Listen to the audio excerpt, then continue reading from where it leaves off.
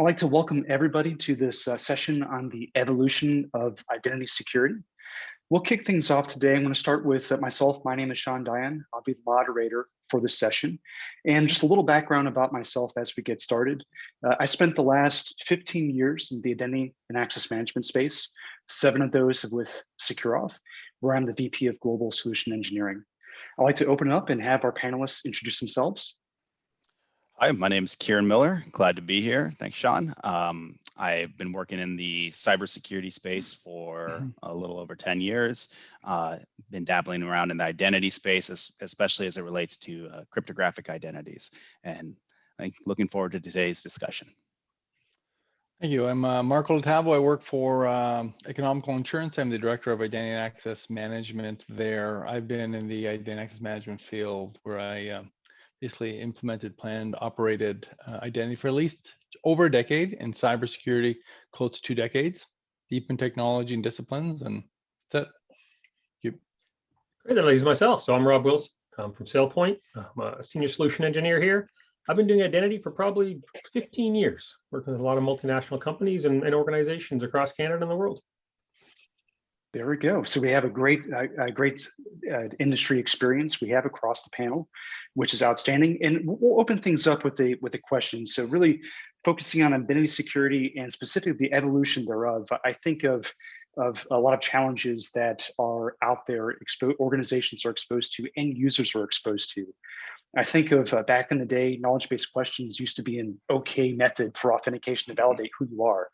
But today, you look at your Facebook profile, you probably have 6 of the 10 questions, knowledge-based questions inside of that, the data there, accessible to anyone.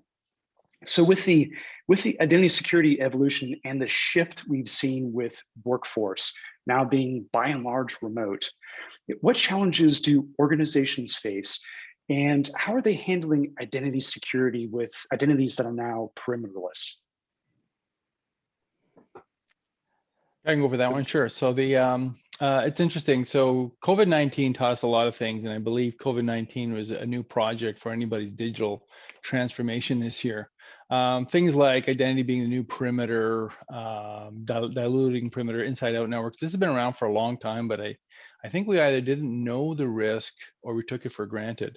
The reality is, pre-COVID, the perimeter was actually our corporate devices. So in the end, if we didn't actually disable access when a person left, that's okay. We took their laptop, we took their physical access. Chances are they're not getting in. Now that we're all working from home or working remotely, those devices are with us. And so we have to be instantaneous. We have to disable access immediately when they leave. And the next challenge is, when I look at it, is we're only as fast as our slowest link. So if someone doesn't tell HR quick enough that someone left, there's another gap. And again, the equipment being remote increases that exposure, the blurring of those things. So what we really have to do is we have to, in this example, there are definitely many other examples, but in this example here, we really have to partner strong with HR. It's very critical that we know things immediately. We have to measure people who are delinquent and letting HR know, and we have to build awareness programs and things like that to overcome this new, and it seems like it's gonna be for a while, the remote workforce. And to extend on what Marco said, we have these remote employees now. We all know that. And we have to apply identity to everything they're doing. Not only do we need to know, are they using the correct device to authenticate? Now, when we're trying to enable, additional controls like multi-factor and just-in-time access, we have to be able to do this across a very remote geography, which has proven to be an interesting challenge, a solvable one, but a very interesting one. I especially find the case that Marco brought up, which is what happens when an employee leaves the company, but he still has his device, he still has his access, and he's remote, and we can't just go in and take away their laptop. How do we enforce identity controls in those cases, which used to be edge cases, and they're now pretty common cases? I think that actually brings up a great point. We'll kind of deviate for a second and talk about, so it's not just the people, it's also the things that are associated to them that they have with them that is also important and critical. So how would you include device identity as part of your overall strategy for identity security? Sure, if you don't mind me talking again, it's one that's close to the heart. And so it's an important concept to not just identify or authenticate the user, but authenticate the device that they're coming in on, right? So especially when they're remote, do we want to say something, for example, Sean, you are allowed to read your email, your corporate email from really any device as long as we know it's you, but we're not really going to let you SSH to the production server or something like that from that device. We want to put a clear delineation and be able to tie that all back to our federated identity. So how do we put those policies in place to say we want to be able to control at that level, but still make it work with the tools you use today, right? We don't want to uproot the tools you're using. We don't want to break all of our existing processes to make that work. How do we get that streamlined and make that all work? That makes a lot of sense. Go ahead. Yeah, I was just going to bridge onto that as well, because I think even MFA these days isn't quite enough. You do multi-factor authentication, but there's so many attributes associated with the device as well. Is the device being shared? Because if it is being shared, technically it increases the risk profile of the person. Is it a patch device? Is it a device from a different location? Did you log in Toronto today and then in San Diego and 2 minutes later? We have to wrap that all up, or the attributes or the conditions or the adaptiveness of authentication. And that has to be associated with the person as well. So devices need to be associated with, and they can have multiple devices. Mm-hmm. Yeah, I think, sorry, go ahead, Sean. Go ahead, please. It sounds like really a holistic approach is key and critical. So it's not just the person, it's not just the device, it's not just the authentication policies you put in place. You need a blend and a mix of everything working kind of in unison together. Is there certain components within, so if I look at identity security holistically, is there certain components that I really want to think as I build out the foundation of what my posture is? What technology stacks should I think about? Should I think to incorporate? And how do these things work together so that I feel as an organization, I'm doing the best I can to secure my assets, secure my people, and better improve end user experience for my organization? It's a heavy question. I mean, I'll take a stab at it just to kind of pick up where we left off. So you talked about the technology stacks. We want to, and picking also integrating what Marco was saying, we want to be able to say, okay, we've identified the device. So first question, how do we even do that, right? Are we doing something silly like IP address whitelisting? Because that's not really going to work. Luckily, devices nowadays, they have secure enclaves on board, TPMs, things like that we can use to identify the device. And then link that back to say, okay, we've identified the device, but is the user even allowed to use that device? Is that user's device? Sorry, Kieran, you're using Marco's computer. Why is that? And so being able to answer those questions. And then Marco brought up a good point. Okay, cool. We identified the device, but it looks like that device hasn't been patched in the last 6 months. You need to go get patched before we're going to allow you in to do something, and be able to tie those systems together back to the the device management system into the federated identity system. I personally authenticated against Azure. My TPM then authenticated my device. My device then went in and talked to the device management system to see when it was last patched. Put all that information together in real time and say, now I'm going to grant you access to do this. And that's kind of the cornerstone of, I don't like speaking in buzzwords, but bringing zero trust into the enterprise. I think you put a good point forward there. It's the connectivity, right? You're talking about multiple different types of technology. We need that idea of the identity of the person, the identity of the device, and tying those together, right? To make sure that we understand as a person and their relationship with the organization, what should they be allowed to do on which devices, when, right?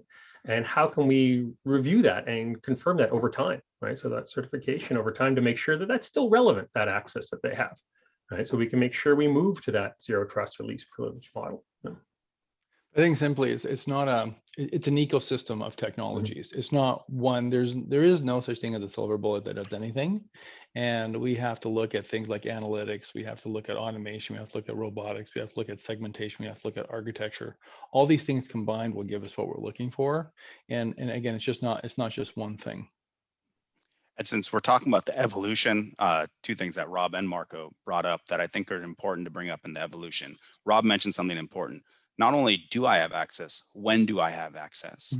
And Marco brought up this whole concept of forget the exact word that was used, but sort of this dynamic authentication capabilities. You know, maybe right now I don't need multi-factor, but when I log in after my normal work hours, I do. That's a trivial example of it, but applying those things, I think, really falls under the evolution. Back in the day, it was just when you access this resource, we turn on MFA. When you access another resource, we don't. Now we're evolving to say, we need more context to know what policies to apply. Should we grant you access? Maybe you do have access to normally administer a system, but you only get to use it when there's a ticket request approved that says we need to make a change to the system, that kind of thing. We can't forget that threat feeds either. So if you leverage a threat feed that says, oh, this account's been compromised, and now you're trying to log in with it. So again, we talk about technology stacks. It's an ecosystem of information. And then you got the AI and the ML on top of it to make those decisions. It sounds like so that there's a couple of pieces that are here, and I agree. Going back in my history, I remember the early days of you know, we talk about authentication. It was something basic. I mentioned knowledge-based questions. It was RSA token or something simple. But in today's world, the contextual information is never more relevant than at any point, because of the threats that we face, and with the way that users need to interface with our systems, that becomes key and critical. So there's that combination of the two things. And I think that absolutely falls right in line with the evolution, the changes that we see. Organizations have rooted themselves to start with basic MFA or basic two-factor that's gone to MFA. They needed to have single sign-on to help organizations kind of branch out, enable access. But now how do you do so without risk to the organization? And so that contextual piece, the adaptive authentication, becomes a critical component there. But it's not just that, it's many pieces coming together, which brings up an interesting point. So we think about end users, particularly today with a remote workforce. You know, how do I, if I'm a day one employee and I need to access resources, I need to have my rights, roles, privileges assigned, my devices are handed to me. You know, how are organizations tackling that initiation or first step process for an employee now that everybody's remote? So I just to bridge on to your original point, we can actually just have everybody MFA all the time, and that would keep us always secure as long as you're MFA all the time. And the reason why you have the adaptiveness is because you have to look at the user experience. Because what I've known and been in identity for as long as I have, if you have too much friction on the end user, they're going to circumvent your controls, and your risk goes, and all of a sudden you introduce risk. So you have to make sure that whatever you have is easy to use, simple, and safe. And then it's a no-brainer, they're going to use it. So a person comes in, they're starting the day off. You have to have a very solid registration process. You have to say, here are the requirements on hiring. We are now working, all the same. We're now working in a condition that has increased our risk profile, and we expect you to register a device of some sort. We'll send you a token if you don't want to do that, but you have to support some type of MFA. And then once you authenticate, again, the adaptive stuff is going to address a lot of the user experience issues. You know, if you have to MFA every time you do something, it's going to be annoying, and people are going to be frustrated, and then the experience is going to be poor. And don't even consider attempting that on any of your customers. Typically, employees won't leave because of a bad experience, but they may be very frustrated. But customers would. So you really have to find that right balance. And to be honest, one of my passions about identity is that it's not just about security. You have to look at the user experience part as well, and that's the part that a lot of people take for granted. I'll add on to that. I think that the user experience goes into the business capability as well. You mentioned day one, Sean, right? I have a new employee. Now that new employee may never set foot in the office, right? And they've started. Right? How do I make sure they have the right access to do what they need to do? And automation is key there. You know, I can't just wander down to the help desk or go by my favorite admin's desk and buy him a coffee and get the access I need. Right? That just doesn't happen anymore. So we have to be able to take that information from HR. Right? It has to be fed into a system that can look at it and say, who is this person? What are they going to be doing here? And what access do they need? And then provision that and grant them that access and let them know, okay, it's ready to go. Right? And if we can do that day one, regardless of where they're sitting at the time, they're effective sooner, right? Which is business value, right? They're not sitting around for, it used to be a week in some cases or more, that they were waiting for some access to actually be granted before they could start doing their job. Makes total sense. And so we think about that as well. Next question I have is more in the line of me as an end user. So I have my access defined. You know, what happens with identity permissions when it's applied to things like downloaded resources? What are ways that this falls into identity security, ensuring that, you know, kind of the right people have the access to the right things at the right time, but also there's no nefarious activity. You know, if I'm terminated as an employee, you know, do I still have access to those assets? And what happens organizationally? How do you challenge that?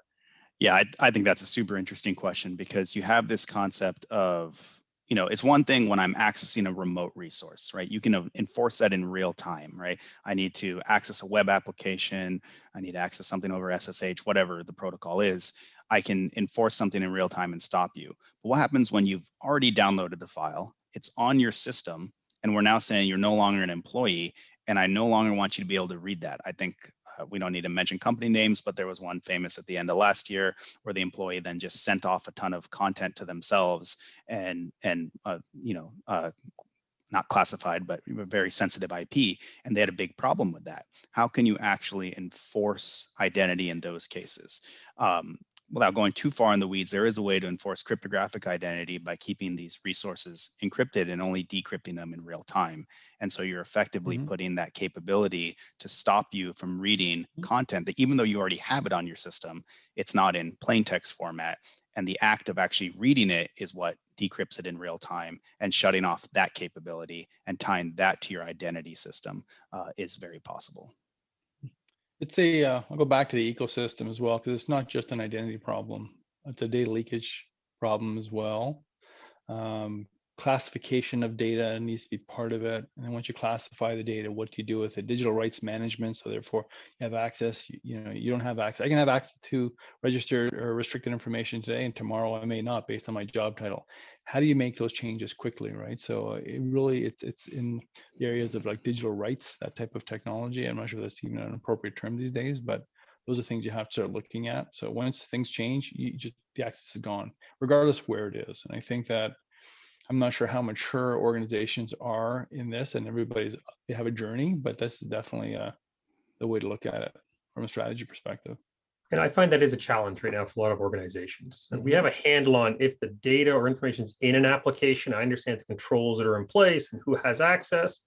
But when I hit that export to CSV button and I put it in the file system or in SharePoint somewhere, and that's sensitive information, we sort of lose track of who has access to it, who's copying it, where's it going, right? Yeah. So I like that idea, Marco, of being able to see who has access to sensitive information once I find it, and controlling that access over time, coupled with the ability to control it when they leave the organization and can't use it, right? I think in combination, that's pretty powerful. So next couple of questions, last two that we'll go through is I'll start with this one from the end user experience perspective. So, you know, as organizations, they pile on lots of different security controls. You have lots of different spend in the identity security realm. You know, different systems, whether it's endpoint protection to firewall to governance and lifecycle management to device identity certificates and so forth. With all this pulled together, you know, how do organizations kind of tackle and challenge a zero trust methodology, least privilege methodology, without really making end user experience kind of unbearable or difficult? How are organizations tackling this today? Well, I think a lot of it is going to be not just automation. That's what we've been doing in the last while is automation, but we really need to move into these decision systems. So the AI-based systems and ML-based systems that can help turn that data into information, both to provide it and to act on in our automation systems, right? So if I can look at all this identity data, all this information of who has access to what and everything else, turn that into information to find those outliers. Who has access to sensitive information they shouldn't, right? They've changed jobs or whatever, or just find that data, right? Now we can act on it.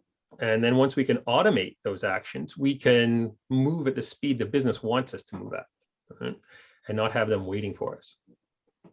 Yeah, and to your point, there's a lot of disparate systems out there, right, Sean? So you mentioned the certificate system, the identity system, you know, the device management system, all that.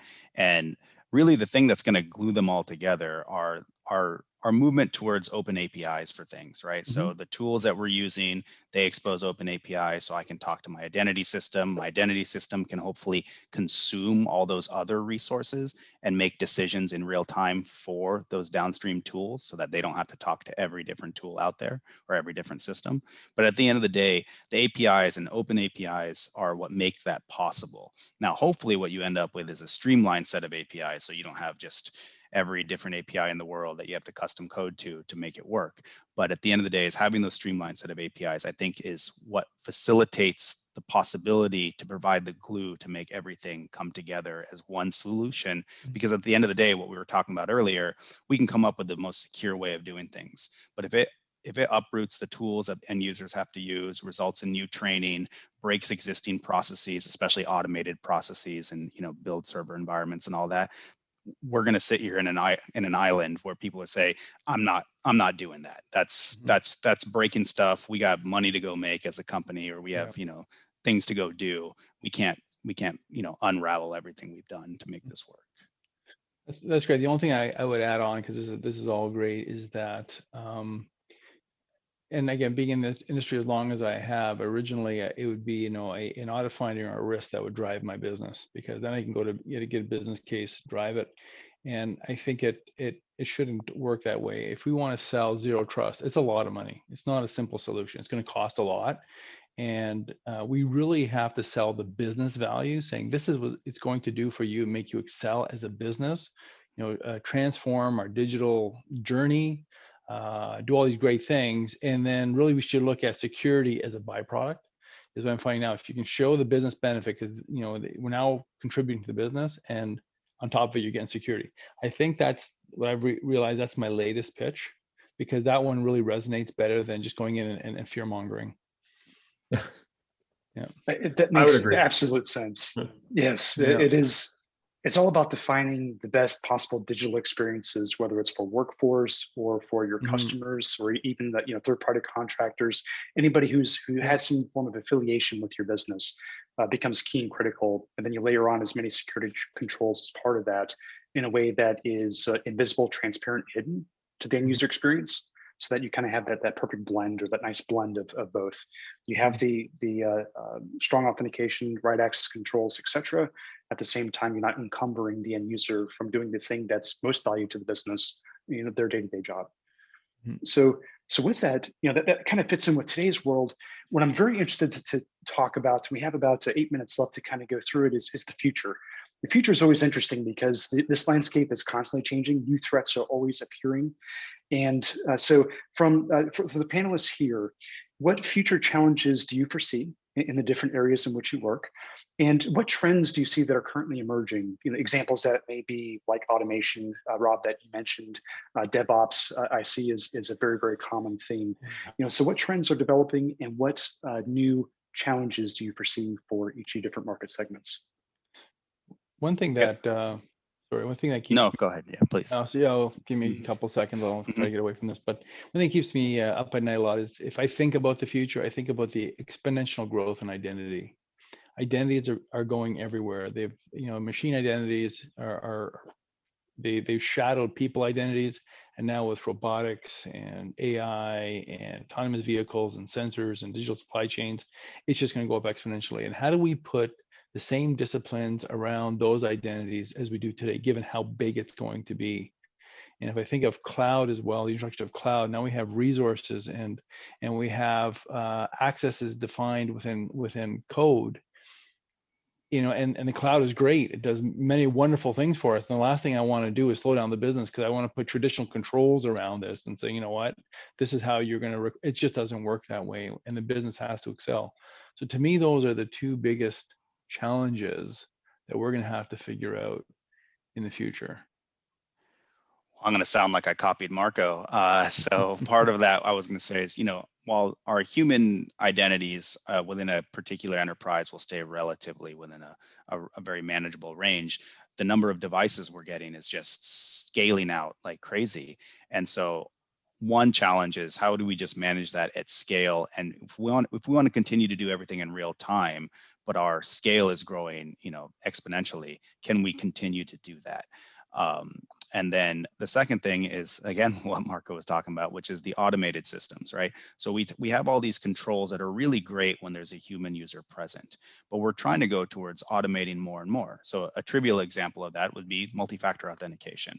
Does it really still multi-factor authentication? Yes, they use 2 different factors, but it's still just a automated system that has a password plus an OTP code or something. Is that really multi-factor authentication? Are we degrading our security by going towards the automation? Can we keep the same security standards while getting the benefits of automation?